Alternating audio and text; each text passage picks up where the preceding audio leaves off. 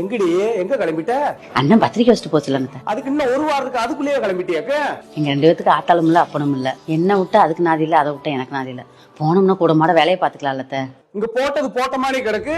இதெல்லாம் விட்டு நொன்ன வீட்டுக்கு போனாலாம். உள்ள ஓடி அனாதை பையமால. மா என்னமா பேசிட்டு இருக்க?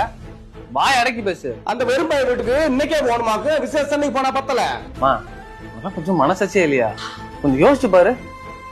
ஏண்டி இன்னும் இப்படி படுத்து கிடக்க? என் மகன் வீட்டு விசேஷத்துக்கு போக வேணாமா? அது ரொம்ப வலிக்குது. நீங்க போங்க தான், நான் வேணா நாளைக்கு கூட வந்துடுறேன். நாளைக்கு வரையா? ஏண்டி நீங்க சொகுசா படுக்க என் மகன் அங்க கஷ்டப்பட? அவன் உடம்பு எதுக்காக? டக்குன்னு வெளியே போவான். ஏய் முடியலன்னு நீ படு, நாளைக்கு போய்க்கலாம். ஏங்க பாவம், உங்க தங்கச்சி தனியா கஷ்டப்படும்.